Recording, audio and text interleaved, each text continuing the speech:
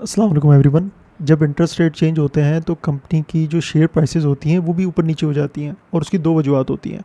एक तो उनका मार्केट के पी चेंज होने की वजह से उनका अपना जो प्राइस टू अर्निंग मल्टीपल है वो भी चेंज हो जाता है, और उसका सेकंड रीज़न ये होता है कि जो कंपनी की अपनी फाइनेंस कॉस्ट होती है या फाइनेंस इनकम होती है प्रॉफिट एंड लॉस स्टेटमेंट के अंदर, उसके अंदर चेंजेस आ जाती हैं, जिसकी वजह से अर्निंग पर शेयर या ईपीएस जो है वो चेंज हो जाता है। तो चूंकि अब इंटरेस्ट रेट चेंज हो चुके हैं, 10.5% से बढ़ के 11.50% पे आ चुका है हमारा पाकिस्तान का जो पॉलिसी रेट है। तो आपने इस तरह की चार्ट्स काफ़ी सारे देखे होंगे, ब्रोकर की तरफ से आ रहे होंगे कि इस शेयर की प्राइस इतनी चेंज हो गई है, इस शेयर की जो प्राइस है उस पर इतना इम्पैक्ट आया है। तो चूंकि हमारे चैनल पे मेरा हमेशा से यही एक गोल रहा है कि आप लोगों को सिखाऊं मैं कि ये सारी चीज़ें किस तरह से होती हैं, तो इस वीडियो में मैं आपको स्टेप बाय स्टेप तरीके से बहुत आसान करके आपको समझाऊंगा कि किसी भी कंपनी के अंदर अगर आपने उसका इम्पैक्ट निकालना है इंटरेस्ट रेट चेंज होने का, तो आप कैसे निकाल सकते हैं। तो इसके अंदर मैंने सारे स्टेप्स लिख दिए हैं। उसके बाद आपके सामने मैं फाइनेंशियल बुक्स खोलूंगा और आप लोगों को समझाऊंगा कि कौन से नंबर्स कहाँ से निकालने हैं, कौन से फॉर्मूले लगने हैं और किस तरह से ये कैलकुलेशन होती है। आपको कंप्लीटली तौर पर ये चीज़ समझ में आ जाएगी। अगर आप इस चैनल पर न्यू हैं तो मैं इस चैनल पर वो चीज़ें आप लोगों को बताता हूँ जो आपको कहीं नहीं मिलती हैं, और जो ब्रोकर हाउसेस के अंदर एक्चुअली में फाइनेंशियल मॉडल्स बनते हैं, जिस तरह से शेयर की प्राइसेस पे इम्पैक्ट कैलकुलेट करते हैं, वैल्यूएशन करते हैं, ये सारी चीज़ें मैं आपको ऑन स्क्रीन नंबर्स के साथ शो करता हूँ। ये आपको किसी और जगह नहीं मिलती।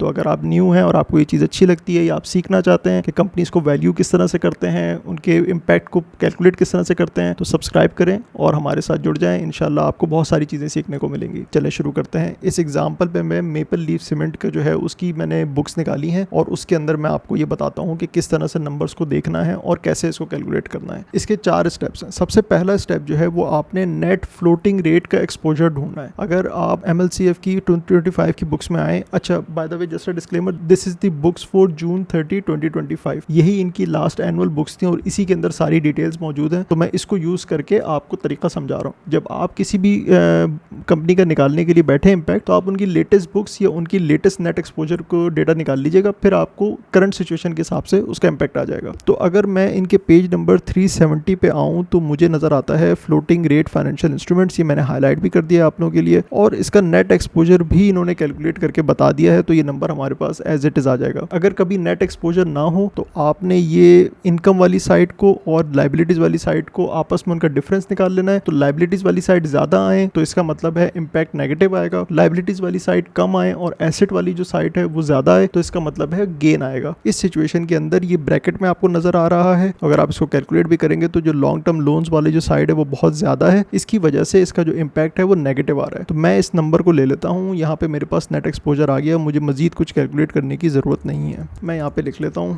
दिस नंबर इज़ 14,479,728 और थाउजेंड्स के अंदर है, तो मैंने इसको ये नंबर भी ले लिया। ठीक हो गया। अच्छा, ये हमारा फर्स्ट स्टेप कंप्लीट हो गया। ठीक है, बिल्कुल हैंड होल्डिंग स्टाइल में मैं आपको सिखा रहा हूँ। उस पर मुझे फीडबैक दीजिएगा कि ये वाला स्टाइल आपको कैसा लग रहा है, स्टेप बाय स्टेप वाला बिल्कुल, ताकि अगर फिर मैं वही बात है कोर्स की तरफ अगर मैं जाता हूँ तो फिर मैं इस स्टाइल को भी अडॉप्ट करने की कोशिश करूँगा अगर आप लोगों को पसंद आया तो। अच्छा, कैलकुलेट द इंक्रीज और decrease in finance cost, this is our step number 2। अच्छा, इसका फॉर्मूला मैंने लिख दिया है net exposure into interest rate change. ठीक है, तो पहले तो हम ये देख लेते हैं कि इंटरेस्ट रेट का चेंज कितना हुआ है। आपको पता है कि इंटरेस्ट रेट चेंज हुआ है 1%। बड़ा है तो इस वजह से हम +1 कर रहे हैं, गिरता तो हम इसको -1 कर लेते हैं। ठीक है, तो +1 हमारा इंटरेस्ट रेट बढ़ गया, 10.5 से बढ़ के 11.5% हो गया। अच्छा, नेट एक्सपोजर हमने पहले से कैलकुलेट कर लिया है फ्लोटिंग रेट का। बाद आप लोगों को समझ में आ गया होगा कि फ्लोटिंग रेट हम क्यों कर रहे हैं, बट चलें फिर भी एक्सप्लेन कर देता हूँ। हमने सिर्फ फ्लोटिंग रेट का लिया है, हमने फिक्स रेट का नहीं लिया। This is the key here. Floating rate का मतलब ये होता है कि आपके जब वो ऐसे लोन्स आपने लिए हुए या आपने दिए हुए जिसके रेट जो है वो फ्लोट कर रहे हैं, अगर रेट ऊपर जा रहे हैं तो उसका भी रेट ऊपर जा रहा है, अगर रेट नीचे जा रहे हैं तो उसका भी रेट नीचे जा रहा है। फिक्स का मतलब होता है कि आपके जो रेट हैं वो लॉक हो चुके हैं। आपको जिस पे पैसे मिलने हैं फॉर एग्जांपल वो भी लॉक हैं, आपको जो देने हैं वो भी लॉक है। इंटरेस्ट रेट पे कोई भी चेंजेस आए उनको कुछ नहीं होता, वो लॉक हुए हैं। चूंकि उन पे इम्पैक्ट नहीं आना तो उसको हमें कैलकुलेट करने की जरूरत भी कोई नहीं है। जिस पे इम्पैक्ट आना है हमने उसकी वैल्यू निकाल के रख ली है प्लस माइनस करके। तो इसको अब हम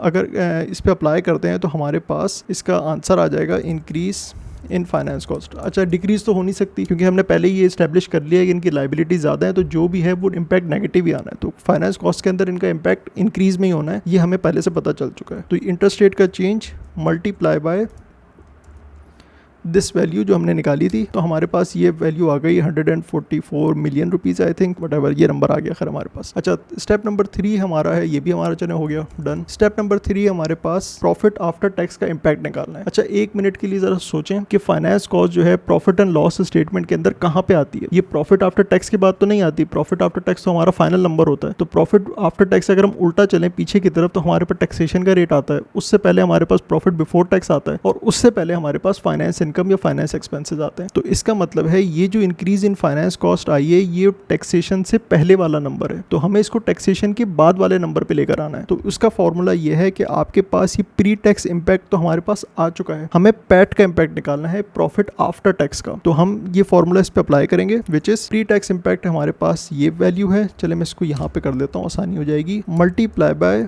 1 माइनस इम्पैक्ट टैक्स रेट कितना है हमारे पास 39%, तो हमने इसको ले लिया, तो ये हमारे पास आ गया पैट इम्पैक्ट,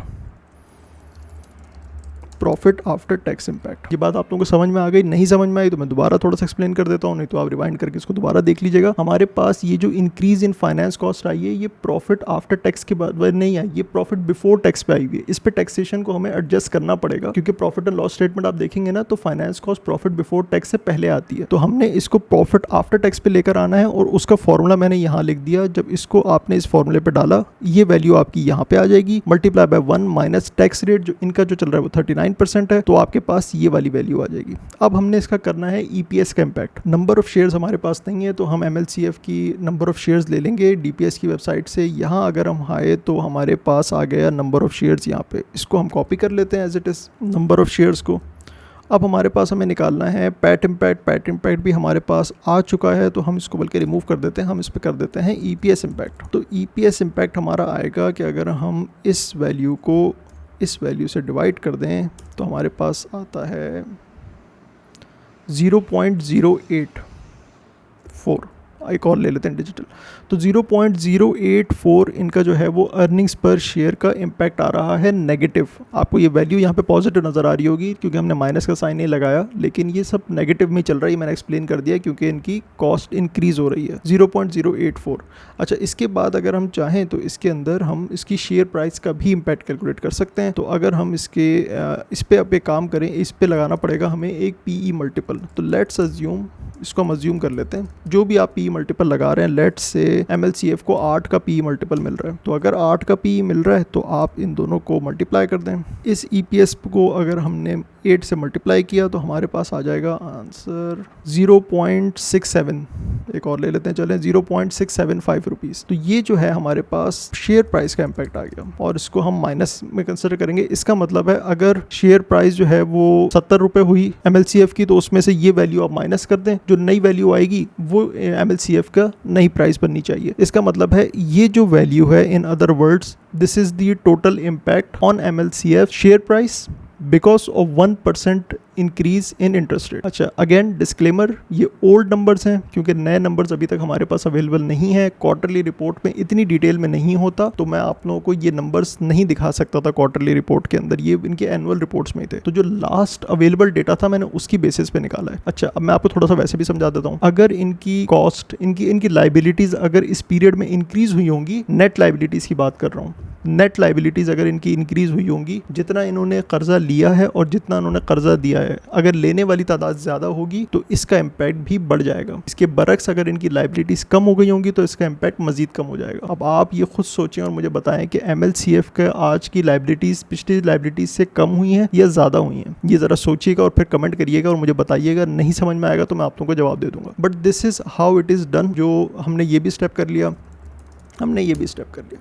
4 स्टेप्स के अंदर, बहुत सिंपल स्टेप्स के अंदर मैंने आपको समझा दिया कि आप कैसे किसी भी कंपनी का शेयर प्राइस इम्पैक्ट या अर्निंग्स पर शेयर का इम्पैक्ट निकाल सकते हैं अगर इंटरेस्ट रेट 1% से बढ़ जाए या 10% से कम हो जाए। और इसके अंदर कोई मसला नहीं, अगर ये 5% भी बढ़ जाते तो आपने यहाँ पे 5 लिखना था और कुछ नहीं करना था। तो आई होप आप लोगों को ये वीडियो अच्छी लगी हो। मैंने थोड़े से डिफरेंट स्टाइल में इस बार समझाने की कोशिश की है। ये स्टाइल ज़्यादा अच्छा लगा तो मुझे बताइएगा, पहले वाले स्टाइल ज़्यादा अच्छा तो वो बताइएगा। बट ईदर वे हमारी जो फिलॉसफी है उसी पे चल रहे हैं, सारे नंबर्स के साथ बात कर रहे हैं और कोई ज़बानी कलामी बात नहीं हो रही है। आई होप आप लोगों को ये चीज़ पसंद आ रही हो। मुझे बताइएगा ये वीडियो कैसी लगी और अपने दोस्तों में शेयर करिएगा। सब्सक्राइब अगर आपने नहीं किया तो प्लीज़ करिएगा। फिर इंशाल्लाह नेक्स्ट वीडियो में मुलाकात होती है। टेक केयर, अल्लाह हाफ़िज़।